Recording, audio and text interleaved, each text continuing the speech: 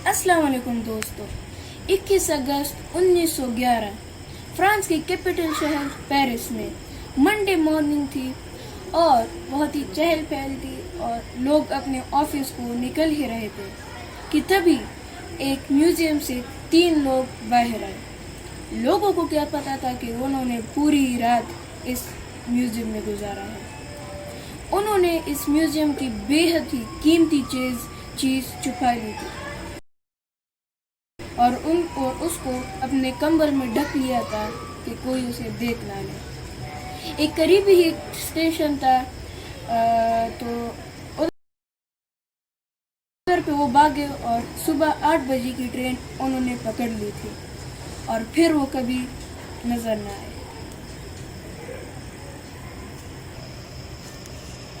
पूरी दुनिया अनजान थी कि इस वक्त अभी इन लोगों ने एक पेंटिंग की चोरी की है, वो भी कोई आम पेंटिंग नहीं बल्कि द मोनालिसा की। आइए जानते हैं कि ये पेंटिंग इतनी महंगी क्यों है और ये इतनी फेमस भी क्यों है। तो आइए जानते हैं इस पेंटिंग के पीछे के राज। तो चलिए, मोनालिसा की पेंटिंग को बनाया गया था साल 1503 में और इसको बनाने वाले का नाम है लियोनार्डो दा विंची। और ये भाई साहब कमाल के बंदे थे कि ये सिर्फ पेंटर ही नहीं बल्कि ये इंजीनियर, साइंटिस्ट और वगैरह इनमें स्किल्स थी। लियोनार्डो दा विंची इतने कमाल के आदमी थे कि उनको हर सब्जेक्ट में उबूर हासिल था, जैसे केमिस्ट्री, साइंस, ऑप्टिक्स और ऐसे बायोलॉजी। तो इन बातों पर एक पूरी वीडियो बन सकती है। तो हम वापस मोनालिसा पे आते हैं और ये वीडियो उन पे ही बनी है,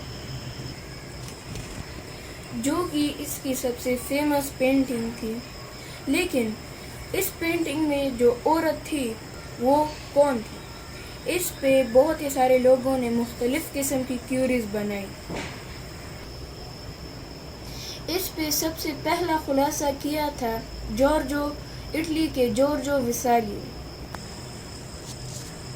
उन्होंने 1550 में लियोनार्डो दा विंची के बारे में एक ऑटोबायोग्राफी लिखी थी। विसारी के मुताबिक ये औरत थी जिसका नाम था लीसा गिरधानी।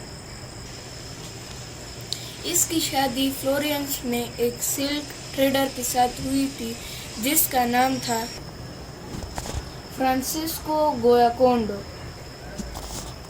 इनका कहना है कि फ्रांसिस्को ने ये पेंटिंग अपनी बीवी के लिए कमीशन कराई थी। यह सी ही इस पेंटिंग के 2 नाम निकलते हैं।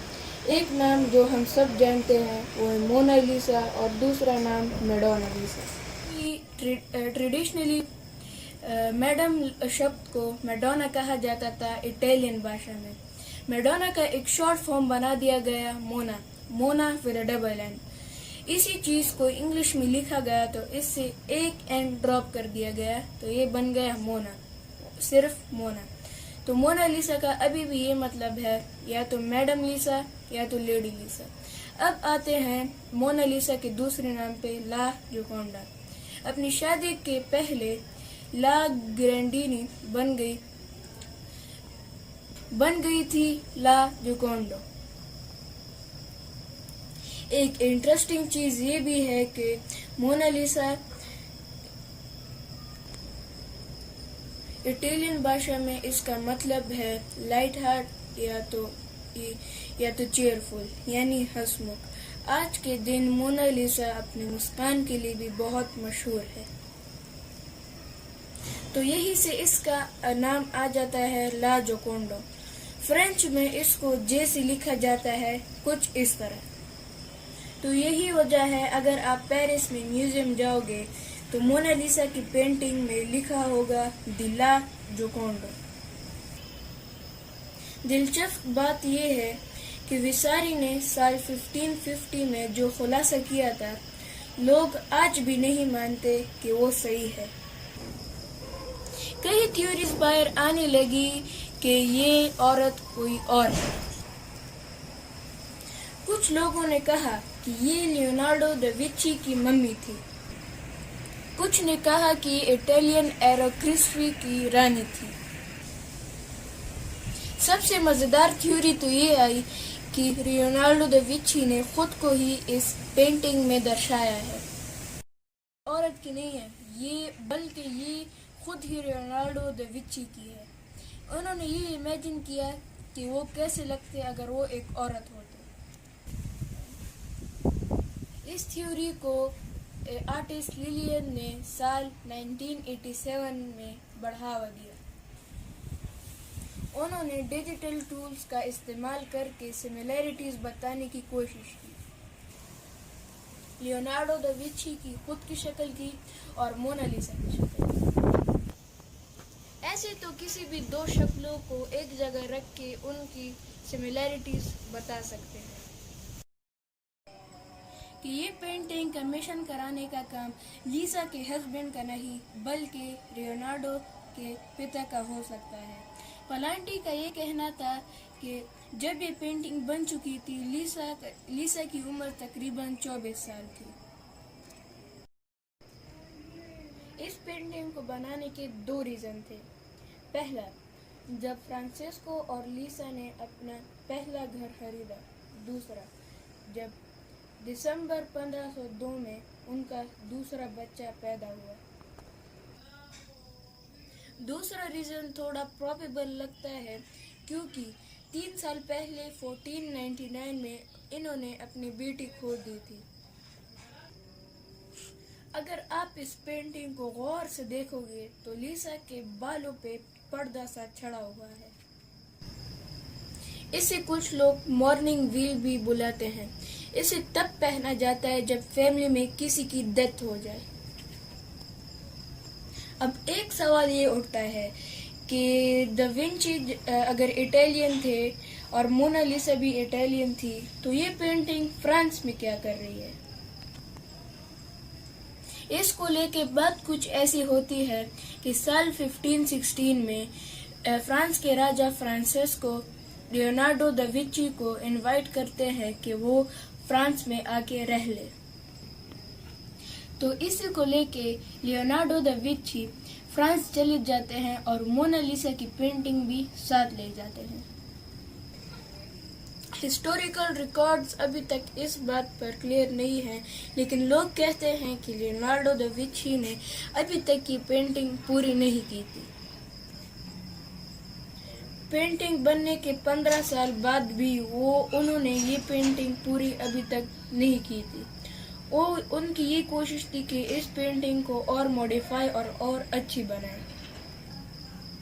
इसी बीच साल 1519 में राजा के महल में रहते हुए लियोनार्डो की मौत हो जाती है और ये पेंटिंग राजा अपने रॉयल कलेक्शन के लिए रख लेते हैं अपने पास। इसके तकरीबन 150 साल बाद साल 1797 में जब फ्रांस रिवॉल्यूशन हो जाती है, इस पेंटिंग को राजा के महल से निकाला जाता है और फ्रांस के लूव्र म्यूजियम में रखा जाता है। अब इंटरेस्टिंग चीज ये है कि इसी कारण की वजह से मोनालिसा की पेंटिंग साल 1911 में चोरी हो जाती है। इसकी बात मैंने वीडियो की शुरू में ही की है। इसके मास्टरमाइंड थे विंचेंजो। इन्होंने अपने 2 दोस्तों के साथ मिलकर ये पेंटिंग चुराई थी। ये इटालियन नेशनलिस्ट भी थे। इनका मानना था कि ये पेंटिंग फ्रांस में नहीं बल्कि इटली में सही है। इन्होंने इसलिए ये पेंटिंग फ्रांस से चुरा के इटली ले गए। ऐसे रेयर पेंटिंग को चुराना बहुत ही रिस्क का काम है, स्पेशली तब जब इस पेंटिंग की कीमत मिलियंस ऑफ डॉलर्स में हो। जाहिर सी बात है कि विंचेंजो इस चोरी के बाद सेफ फील तो नहीं कर रहा होगा, लेकिन इससे पहले जानते हैं इस पेंटिंग की हैसियत। आइए जानते हैं कि क्यों ये इतनी फेमस है। सबसे पहले तो ये मोनालिसा की पेंटिंग आम पेपर या कपड़े या कैनवस पे नहीं बनाई गई। ये बनाई गई है एक पॉपुलर वुड पर। उस टाइम के इटालियन पेंटर्स की फेवरेट लकड़ी हुआ करती थी। दूसरी बात, इस पेंटिंग का साइज उतना बड़ा नहीं था। ये पेंटिंग जब ये एक म्यूजियम में रखी गई तो इसका साइज आप ज़रा इंसानों से कंपेयर कीजिए कि ये कितनी छोटी थी। इसका साइज सिर्फ 77 सेंटीमीटर्स बाय 53 सेंटीमीटर्स ही है। लेकिन फिर भी ये इटली में इतनी फेमस थी क्योंकि ऐसी पहली ही पेंटिंग थी जो इंसानों को इतनी फोकस कर रही हो। ये एक हाफ लेंथ पोर्ट्रेट है जो आजकल के फोटोग्राफी में कॉमन है, लेकिन उस टाइम कोई इस तरह की पेंटिंग नहीं बनाता था। ओवरऑल अगर आप इस पेंटिंग को देखेंगे तो इस पर येलो और ब्राउन कलर के शेडिंग मिलेंगे। ये एक डल सी पेंटिंग है। ये इतनी येलोइश है कि एक दिन एक प्रोफेसर ने इसको लीसा को कोलेस्ट्रॉल का पेशेंट डिक्लेयर कर दिया था। इसके दो वजह हैं। पहली वजह कि इस पेंटिंग के टॉप पे एक वर्निश की लेयर बनी है ताकि कोई मॉइस्चर इस पर इफेक्ट ना करे। आखिर ये पेंटिंग लकड़ी पे बनाई गई है तो इसको मॉइस्चर और ह्यूमिडिटी से बचाना ज़रूरी है। पहली वजह, ओवर टाइम इस पेंटिंग पर ब्लीचिंग देखने को मिलती थी। दूसरी वजह, उसे ओरिजिनली जब ये पेंटिंग बनी थी तो ये और ज़्यादा कलरफुल और ब्राइट थी। कुछ लोगों ने इसको रिक्रिएट करने की कोशिश की कि ये ओरिजिनली कैसे दिखती थी। दा विंची ने इस पर एक ख़ास किस्म की पेंटिंग स्टाइल इस्तेमाल की है जिसको कहा जाता है smooth master, the technique of blending. इस पेंटिंग में जो बैकग्राउंड आप देख रहे हो वो लैंडस्केप है। इटली में ये राइनो विला है। There are no clear boundaries or outlines between। कुछ जगहों में मोनालिसा के बाल लैंडस्केप में झलक रहे थे।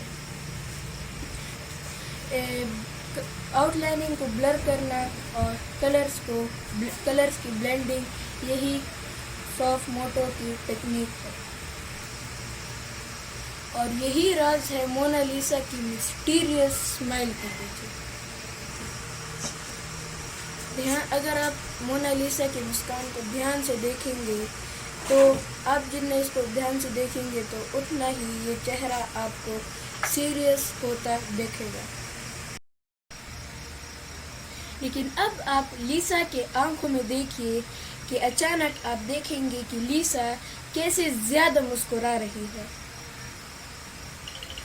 अगर आप पेंटिंग के किस भी हिस्से को देखोगे, या फिर वो बैकग्राउंड हो या लीसा का फोरहेड या फिर आंखें, आपको इफेक्ट दिखाई देगा। लीसा का चेहरा मुस्कुराने लगता है जब आप उसकी मुस्कान पे ज्यादा फोकस नहीं करते हो। इसी स्माइल को बनाने के लिए दा विंची ने सबसे ज्यादा वक्त लगाया था। फ्लोरेंस में एक हॉस्पिटल में उन्होंने कई रातें गुजारी और वहाँ की डेड बॉडीज की जाकर खाल उतारी। वो स्टडीज करना चाहते थे कि कैसे ये मसल्स स्माइल करती हैं। उन्होंने अपनी किताब में लिखा था, the muscles which move the lips are more numerous in man than in any other animal. होंठों की मसल्स को डिसेक्ट करना बहुत ही मुश्किल हो रही थी क्योंकि वो बहुत छोटे और न्यूमरस थे।